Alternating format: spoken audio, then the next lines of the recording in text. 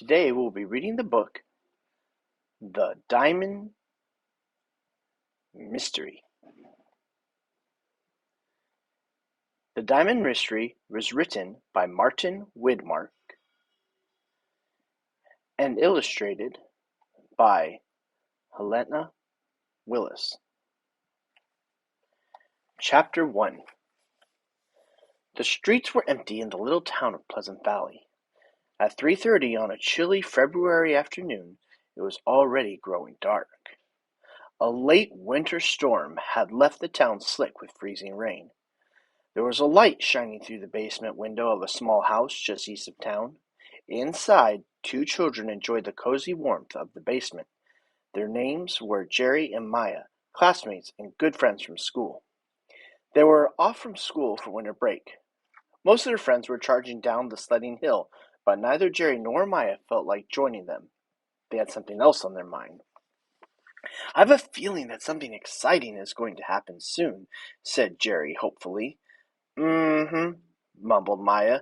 She had her nose in a book, as usual. The two classmates had set up a small office in Maya's basement, and they sat in two old armchairs that stood next to the table piled high with books.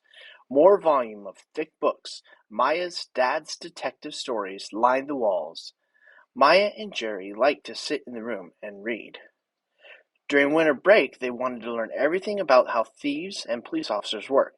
You see, Maya and Jerry were not just friends, they were partners as well.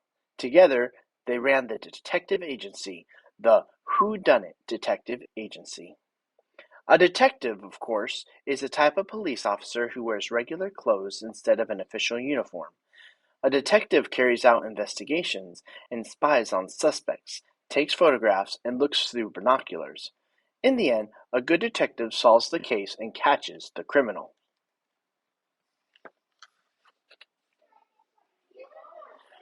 "I wish we had a real exciting case," said Maya with a sigh.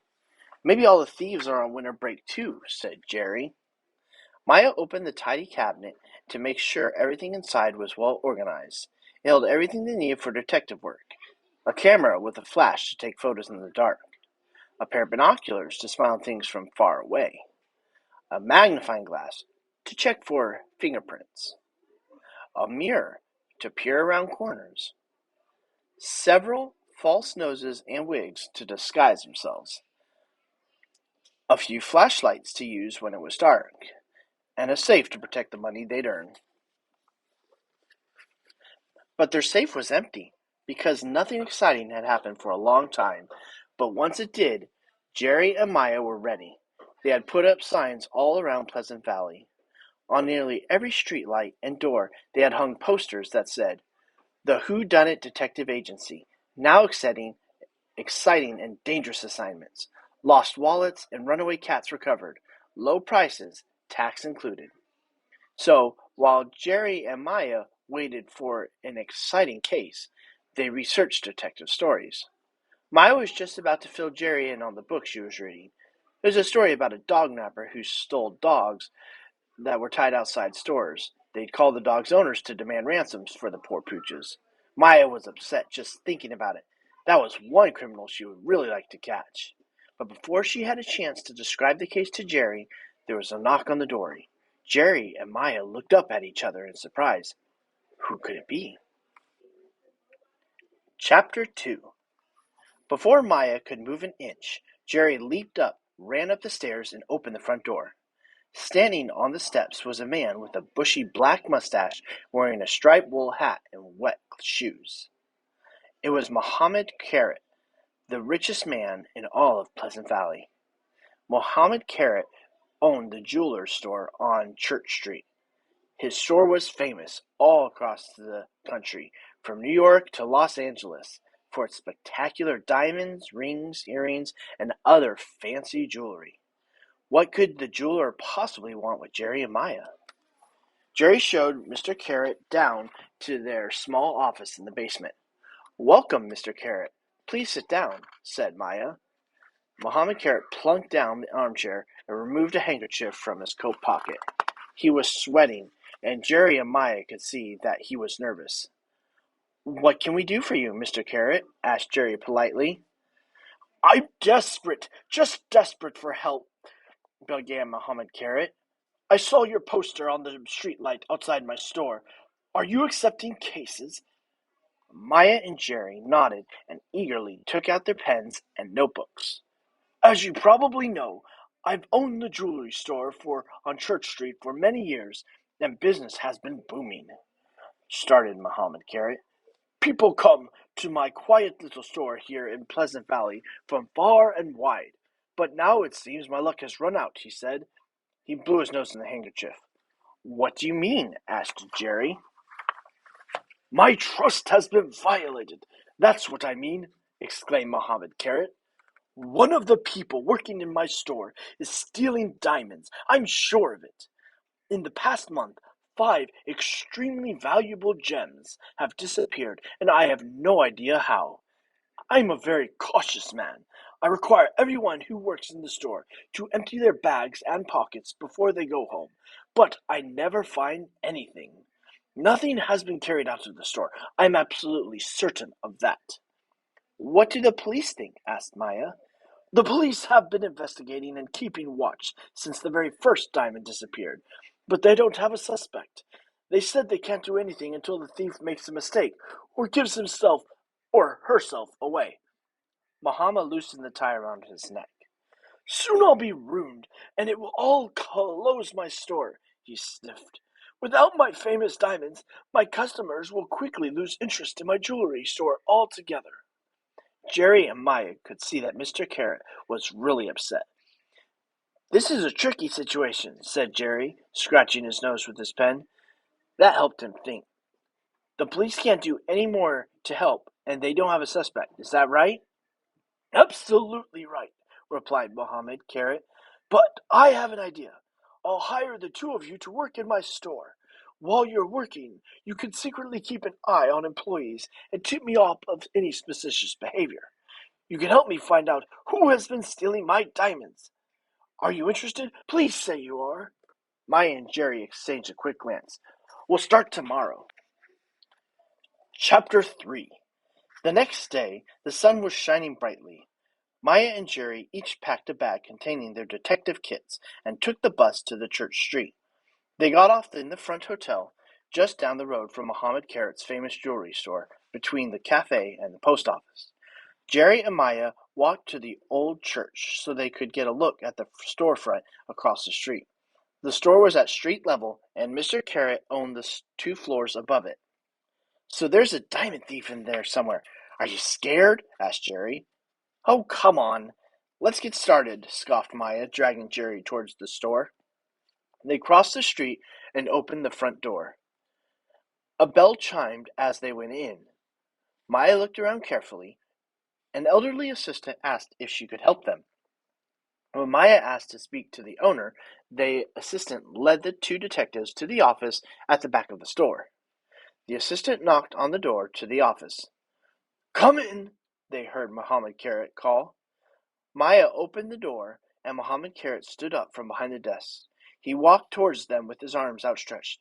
"I'm so glad to see you," he cried. Then he lowered his voice and whispered, "Another diamond disappeared yesterday. That's the 6th. I can't understand how they do it. I need your help more than ever." Jerry noticed the elderly woman lingering in the doorway. She seemed to be listening curiously. "You may go back to the front, Vivian," said Mohammed Carrot, shutting the door behind her. "Let's get started," said Jerry, as they settled down on the big brown sofa. "Could you tell us about the people who work here, and what a typical day in the store looks like?" Mohammed Carrot took out his handkerchief, blew his nose loudly.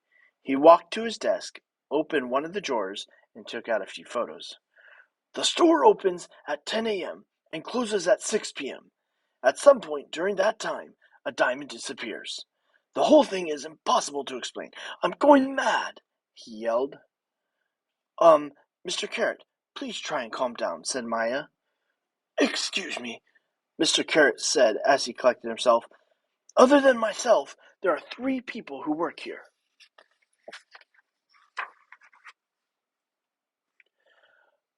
Mohammed Carrot passed one of the photos to Jerry and Maya. Vivian Leander, store assistant. You've already met her. She's the one who showed you to my office. Vivian works in the front of the store and helps the customers. She's been with the business for many years and always done an excellent job. But she ran into some trouble last year. Her house burned down, and I believe the insurance company is refusing to pay her any money, explained Mohammed Carrot. Apparently, Vivian was behind on home insurance payments, so now she's short on cash. Just last week, she came into my office and asked for a raise. I would be happy to help her, but as I am sure you can understand, there's no way I can afford a raise now. Jerry scratched his nose with his pen, made a note in his notebook. Suspect's motive. Vivian Leander needs money. Mohammed Carrot passed them another photo. Danny Braveheart works on the second floor, just above the store, he continued. He cleans and polishes the jewelry before it's sold. To be honest, Danny is a bit grumpy for my taste, but he's always on time and keeps things in order. He is a trustworthy employee. Danny's dad actually owned the store years and years ago, Mohammed Carrot went on, but he had financial problems and had to sell it. That's when I bought the store. Otherwise, Danny would be the boss here today. Jerry didn't have time to scratch his nose this time. He simply wrote, Suspect's motive. Danny Braveheart wants to take over the store. Mohammed Carrot passed Jerry and Maya the third and final picture. Luke Smith works on the top floor of the building.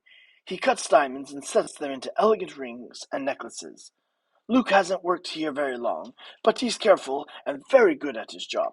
He worked in the jewelry business for many years, and his previous employers were very pleased with him. Luke likes nice clothes and fat sports cars. He actually bought a new car last week, actually.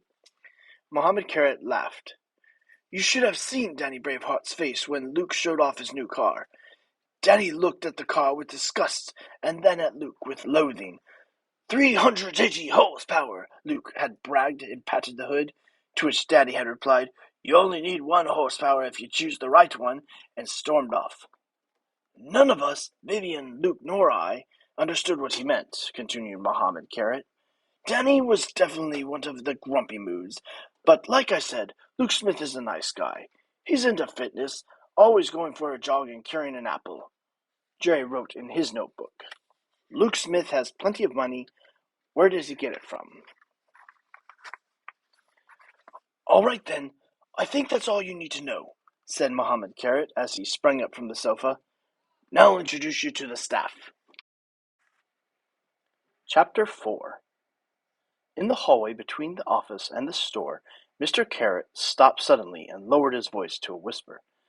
Please help me catch the thief, otherwise I'll be bankrupt soon. Jerry and Maya had no time to reply before Mohammed Carrot walked on. They followed him into the store to meet the 3 employees, Vivian Leander, Danny Braveheart, and Luke Smith. Mohammed Carrot stood in the middle of the store and introduced everyone. This is Jerry and Maya.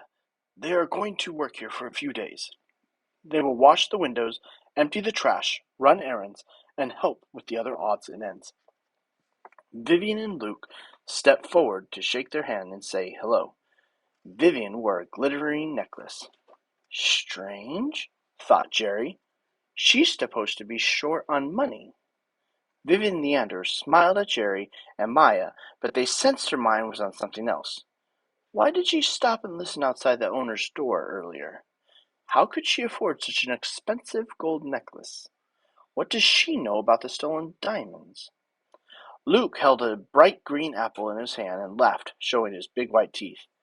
He likes fruit, Maya remembered Mohammed Carrot saying. An apple a day keeps the doctor away, said Luke with a laugh, patting his well-toned stomach. Then he threw the apple up in the air and tried to catch it behind his back, but he missed, and the apple fell with a thud onto the ground and rolled under the glass cabinet near Vivian. She turned up her nose at Luke, who was down on his knees digging around under the cabinet. Danny Braveheart smiled sourly at Luke Smith, who he thought was making a fool of himself, scrambling around on the floor. Danny did not step forward to say hello like the others. He stayed in his corner and glared at the two children. He didn't seem to like anyone new coming into the store. "All right, then, let's get back to work," said Mr. Carrot, clapping his hands together. "Time is money, as we all know." Maya immediately headed to the broom closet, took out a bucket, cloth, and squeegee. She started cleaning the store windows while keeping her eyes and ears open and alert. Back on her side of the store, Vivian Leander started to hum and fiddle around behind the counter. Before too long, the first customer of the day came in. It was an elderly gentleman with a gray mustache and a hat. He entered the store like a man on a mission. He stopped in front of a glass display case containing a selection of expensive diamond necklaces. He must be looking for something beautiful for the woman he loves, thought Maya. As soon as she saw their first customer, Vivian Leander blushed and fluttered around nervously. Since Maya had the inside situation under control, Jerry left the store to investigate outside. He hung his binoculars around his neck, jogged across the street to the church. Inside, he met the church caretaker. Jerry introduced himself as the local ornithologist. "A local what?" asked the caretaker. "An ornithologist. It means bird watcher," explained Jerry. "Someone who studies birds. I was wondering if I could do a bit of bird watching from the church tower," he continued, holding up his binoculars. "There have been reports of the South American jacuzzi stork here in town, a very rare bird. If I'm lucky enough to have a sighting on it, I'll report it to the newspaper right away. It would be a huge sensation for Pleasant Valley." "I'm sure that'll be all right," replied the caretaker, and showed Jerry the door leading up to the tower. Up in the tower, the caretaker opened some of the shutters that faced the street. He wished Jerry good luck and headed back downstairs. Once alone, Jerry crouched down and began looking through his binoculars at Mohammed Carriage Jewelry Store on the opposite side of the street. Chapter 5. Down in the store, Jerry could see Vivian Leander showing some jewelry to the elderly gentleman. The tray lined with velvet had glittering necklaces and sparkling rings. "She looks very happy," thought Jerry. "I wonder why." The elderly man looked at the jewelry, but he seemed more interested in the assistant. Jerry could see Maya cleaning on the other side of the store. He was sure she was trying to hear what Vivian and the customer were saying. When the elderly gentleman turned to leave, Vivian stopped him with a kiss on the nose. "What service! Does she do that to all the customers?" wondered Jerry. Inside the store, Maya took her window cleaning supplies and headed up to the second floor. She knocked on the door, then opened Danny Braveheart's office.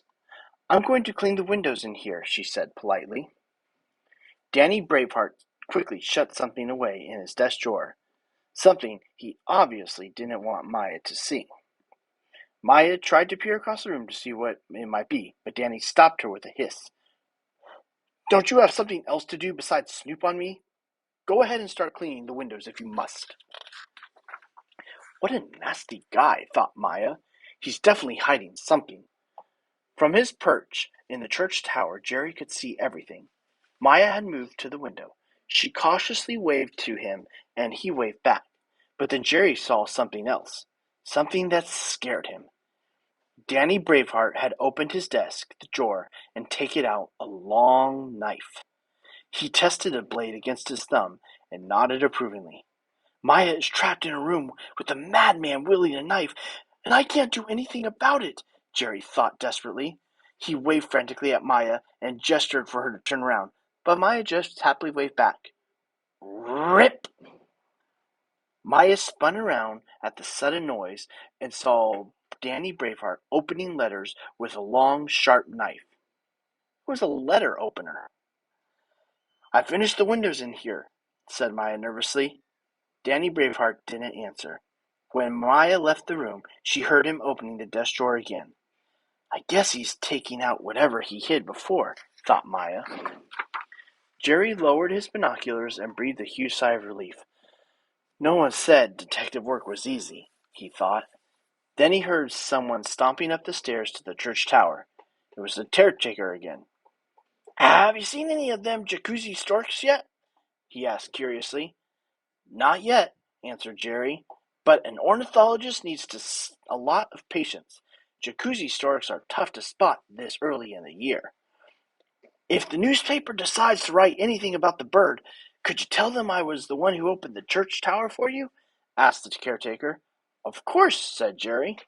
"My name is Roland Sussman. Sussman with 3 S's," said the caretaker. But Jerry hadn't heard him because he was already busy looking through the binoculars again. Chapter 6. Maya was now on the top floor, standing just outside Luke Smith's office. She had taken a deep breath and lifted her hand to knock. After finding a large knife on the second floor, she wondered what she might find on the third floor. Suddenly, the door opened, and Maya was confronted by Luke Smith dressed in a tracksuit. Maya gasped. "Sorry to surprise you," Luke said kindly. "I always go for a jog before lunch." He gestured to his sneakers and smiled. Through his binoculars, Jerry could see Maya's surprised expression. Then he saw Luke Smith leave the building through the front door. Luke Smith ran a few short feet, then stopped by the building's drain pipe, kneeling down to tie his shoelaces. With a quick motion, he picked up something from the street, hopped up, and ran off toward the post office. He had a big smile on his face. "That's a strange route to jog," thought Jerry. Meanwhile, Maya looked around Luke's office. It had the same layout as Danny Braveheart's office below. There was one workbench, 2 windows facing the street, one of which was open. Luke's tools were spread out along the workbench, and some of his clothes hung on the coat rack against the wall. Maya walked to the open window and waved to Jerry in the church tower. Jerry waved back. Maya moved around the room slowly, looking for something without knowing exactly what she was looking for. She picked up tools, twisting and turning them to see how they worked, checked the drawers in the desk. They were locked. "There's something missing," she thought. Then she realized. The apple! Something told her that Luke's green apple was very important. She didn't know why. It was just a feeling she had. When she pictured Luke, she immediately saw the green apple right in front of her eyes. She looked everywhere, but couldn't find the apple. "He must have eaten it," she thought, "and I know just how to find out." Maya raced over to the trash can to look for the apple core. It was empty. Suddenly, Jerry saw Luke Smith leave the post office and tucked a small key in his pocket and jogged back to the jewelry store. Oh no! Maya was still nosing around his office looking for clues. Jerry watched Luke open the jewelry store door and disappear into the building. This is where a good tip-off would come in handy, thought Jerry. He needed to warn Maya somehow. Jerry opened his detective bag and took a small mirror. He held it through the shutters of the church tower and turned it toward the sun. It caught a ray of sunshine and reflected straight into Luke Smith's workshop. Jerry directed the beam of light into Maya's face. At first, Maya was irritated and held her hand across her eyes, but then she understood that Jerry was trying to tell her something. She ran across the room to the cleaning supplies and pretended to work. Just in time. As soon as she picked up the bucket and squeegee, the door to the room opened, in walking a still smiling Luke Smith. "Hi there, junior worker," he said with a smile. "I've just finished the window," Maya said cheerfully, and headed out the door. "Phew, that was a little close for comfort," Jerry sighed over in the church tower. Chapter 7. On the way down from Luke Smith's room, Maya bumped into Danny Braveheart, and he dropped what he was carrying. Betting slips and gambling tickets fell like confetti and scattered down the stairs. Danny hastily gathered all of the fallen paperwork and cast a worried look down the stairs. Aha! thought Maya. That's what he was doing when I interrupted him earlier. He was sitting at his desk gambling instead of polishing the jewelry like he's supposed to, and now he's afraid that Mohammed Carrot will catch him.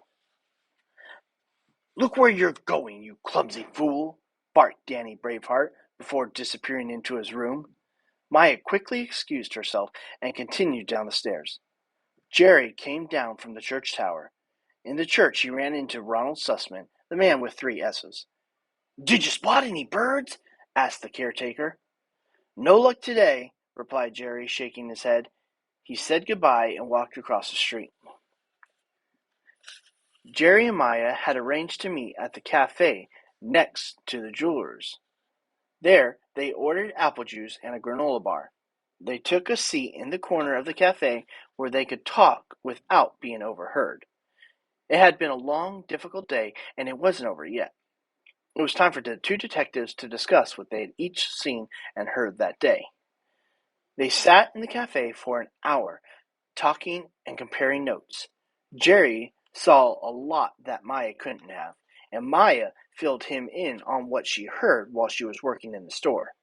The 2 of them put together what they knew, and the clues fit together like pieces of a puzzle. The waitress was surprised when she checked in on the 2 children.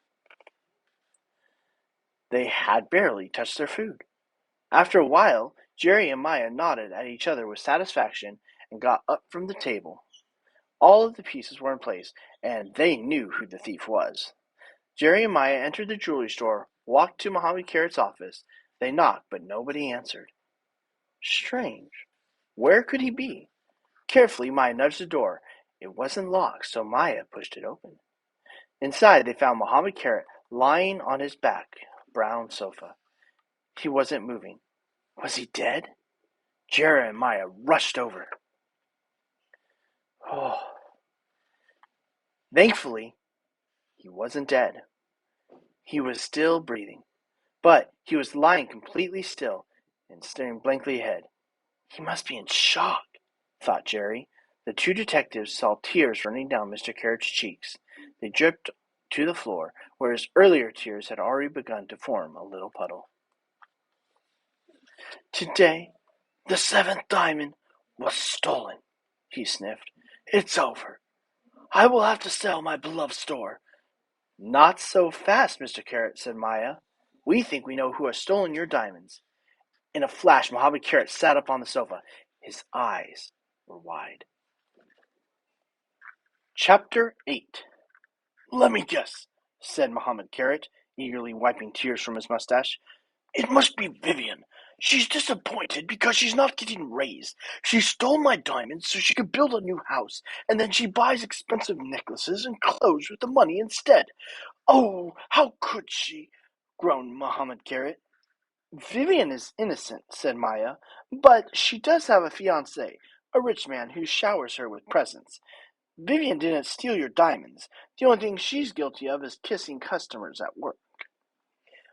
I know who it is, cried Mohammed Carrot, jumping up. It's Danny Braveheart, that crafty old fox. He cheated me. Mohammed Carrot shook his clenched fist toward the floor above where Danny Braveheart worked. He stole my diamonds to ruin me, roared Mohammed Carrot. Once he has enough money, he'll buy back the store from the father once owned. Of course, Danny Braveheart wants to get rich, agreed Jerry, but not by stealing your diamonds. He gambles on horse races, Danny. Braveheart isn't a particularly friendly or dedicated employee, but he isn't a diamond thief. Mohammed Carrot sank to his knees, weeping with rage. He banged his fist on the floor. Luke Smith! He hollered. You bragging sports car driving villain! How could you? Mohammed Carrot fell silent. A wrinkle appeared on his sweaty forehead. Yes, how could he? He asked, and looked at Jerry and Maya. How on earth did he get diamonds out of the store, and where is he hiding them? The main character in the story is actually an apple, said Maya. An apple that isn't there. Mohammed Carrot scratched his head. Jerry scratched his nose. Mr. Carrot clearly didn't understand, so Maya continued. Every morning Luke Smith brings an apple to the office, but he doesn't eat it, and he doesn't take it home. So the question is, where does the apple go? Yes, Jerry added. In the mornings, Luke works alone in the room, and when he takes an opportunity to press one of your diamonds into his green apple. Then He opens the window and tosses the apple onto the roof. The apple rolls across the roof, down into the gutter, where it falls down through the drain pipe onto the sidewalk below. As soon as it's taken care of, Luke puts on his tracksuit and goes for his daily jog. Mohammed Carrot looked at the two sleuths with his mouth wide open. Maya said, just in front of the drain pipe, Luke, your healthy apple-eating jogger, stops, pretends to tie his shoelaces. That's when he picks up the diamond-stuffed apple and runs to the post office to lock it in a safe deposit box.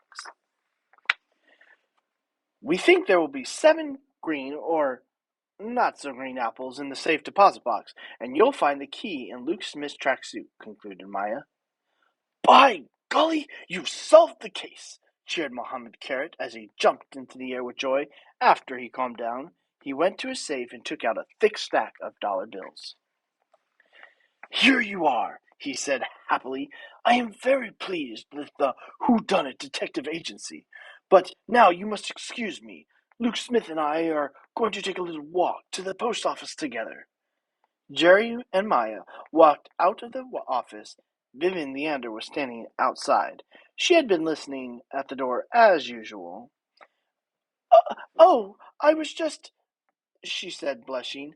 Jerry and Maya looked at each other and tried to hide their smiles.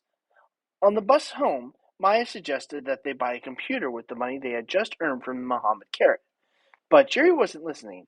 He was looking at the window and scratching his nose. Now I understand, he said finally, and laughed. Danny Braveheart was talking about gambling on horses when he said you only need 1 horsepower if you choose the right one. Exactly, said Maya. He was thinking about winning a horse race, as usual. A good detective leaves no questions unanswered, she said, and smiling admiringly at Jerry. The next day, the church caretaker, Roller Sussman, and everyone in the little town read something very exciting in the newspaper. The Whodunit Agency solves yet another case. The 2 young detectives with the Whodunit Detective Agency, Maya and Jerry, have successfully solved a difficult case. Through clever investigative work, they have linked one of Mohammed Carrot's jewelry store employees to a crime. 29-year-old Luke Smith has confessed to the police that he has stolen 7 diamonds, each worth thousands of dollars. Mysteriously, Jerry told the paper that he and Maya have 3 S's to thank for helping them solve the case.